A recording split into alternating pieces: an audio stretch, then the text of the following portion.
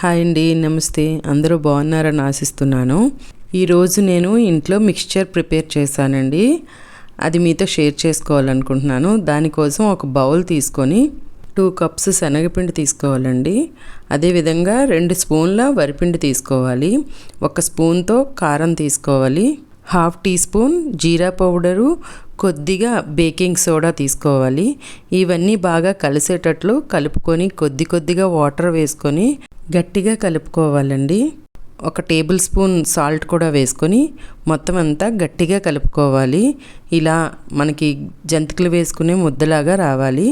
జంతికలు గొట్టం తీసుకొని మీడియం సైజు హోల్స్ ఉన్న ప్లేట్ పెట్టుకోవాలండి. జంతికలు మీడియం సైజులో రావాలి. ఈ ముద్దని జంతికల గొట్టంలో చిన్న గ్యాప్ ఉండే వరకు మొత్తం ఫిల్ చేసుకోవాలండి. ఆయిల్ బాగా వేడిగా ఉండాలండి. ఆయిల్ వేడైందో లేదో తెలియాలి అంటే మీరు ఇలా కొంచెం పిండి వేసి చూడండి. తర్వాత మొత్తం అంతా కూడా ఒకటే జంతికలాగా పెద్ద జంతిక వేసుకోండి. ఒకవైపు వేగిన తర్వాత రెండో వైపు కూడా వేయించుకోవాలి. 2 వైపులు బాగా వేగిన తర్వాత తీసేసుకోవాలండి. మిగతా పిండిని కూడా ఇదే విధంగా జంతికల్లా వేసుకోవాలి.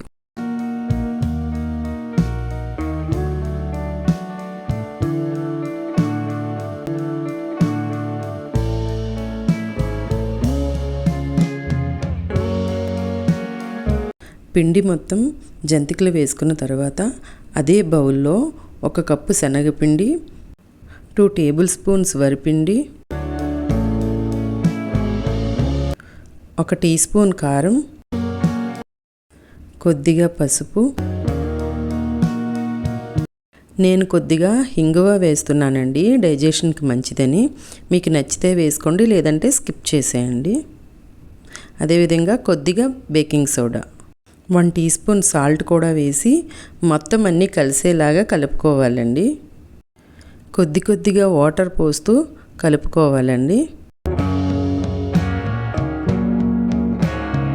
చూడండి, పిండి మొత్తం ఇలా ఈ మాత్రం లూజ్గా వచ్చే వరకు కలుపుకోండి.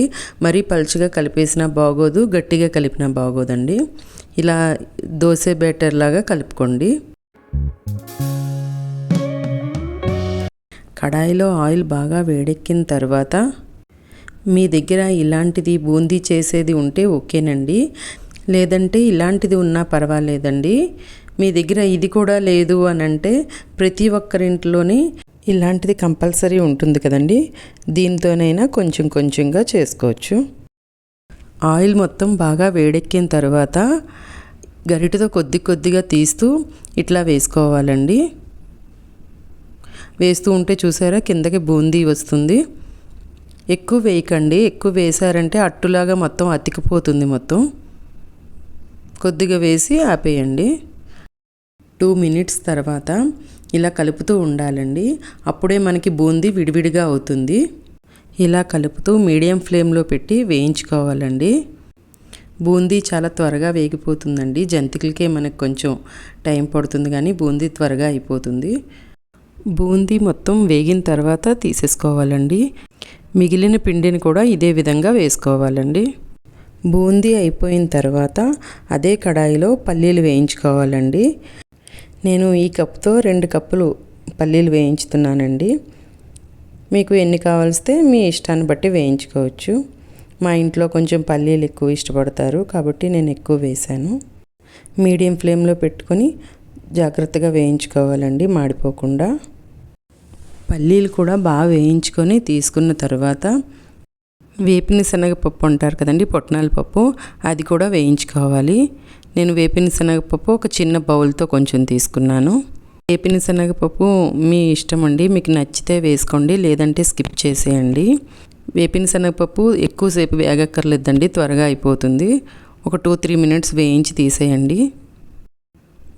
తర్వాత కరివేపాకు తీసుకోవాలండి. మీ దగ్గర ఫ్రెష్ కరివేపాకు ఉంటే ఫ్రెష్ కరివేపాకు వేసుకోండి, స్మెల్ చాలా బాగుంటుంది, టేస్ట్ కూడాని. తర్వాత వేయించుకున్నవన్నీ ఒక పెద్ద బేసిన్లో కానీ పళ్ళెంలో కానీ వేసుకొని నేను కార్న్ఫ్లెక్స్ కూడా మిక్స్ చేస్తున్నానండి. ఇవి రోస్టెడ్ కార్న్ఫ్లెక్స్ అండి. నేను వీటిని కూడా మిక్స్ చేస్తున్నాను. మనకి ఎంత ఇష్టమైతే అన్ని వేసుకోవచ్చండి. నేను 1/2 ప్యాకెట్కి ఎక్కువే వేసాను. దానికి అవ్వట్లేదని చెప్పేసి నేను వేరే పళ్ళెంలో ట్రాన్స్ఫర్ చేసుకుంటున్నాను. అన్నీ ఒక బేసన్లో వేసుకున్న తర్వాత 2 టేబుల్ స్పూన్స్ కారం వేస్తున్నానండి నేను. మీరు ఎంత కారం తింటారో దాన్ని బట్టి ఎక్కువ తక్కువ చేసుకోండి. తర్వాత 2 టేబుల్ స్పూన్స్ సాల్ట్ కూడా వేసుకొని మొత్తం అన్నీ కలిసేలాగా బాగా కలుపుకోవాలి. అన్నీ బాగా కలిసేలాగా కలుపుకోవాలండి. మొత్తం కింద నుంచి పైకి బాగా కలుపుకోవాలి. నేను చివర్లో వెల్లుల్లిపాయలు వేయించి వేసుకుంటున్నానండి, ఫ్లేవర్ బాగుంటుందని చెప్పేసి. వెల్లుల్లిని కొద్దిగా దంచుకొని వేయించుకోవాలండి. మీకు ఇష్టమైతే వేసుకోవచ్చండి, లేకపోతే స్కిప్ చేసేయండి. చాలా టేస్టీగా వచ్చిందండి. మీరు కూడా ఒకసారి ట్రై చేయండి. చాలా సింపుల్గా ఈజీగా చూశారు కదా, ఇంట్లోనే చాలా హెల్తీగా చేసుకోవచ్చు. బయట ఎటువంటి ఆయిల్ వాడతారో ఏంటో తెలియదు కదా మనకి. సమ్మర్ వస్తుంది, అసలే పిల్లలకి చక్కగా ఇలా చేసి ఒక డబ్బాలో వేసి పెడితే రోజు స్నాక్స్ ఏమి ఇవ్వాలనే ప్రాబ్లం కూడా మీకు ఉండదు. మీకు నా వీడియో నచ్చినట్లయితే మీ ఫ్రెండ్స్ అండ్ ఫ్యామిలీకి కూడా షేర్ చేయండి.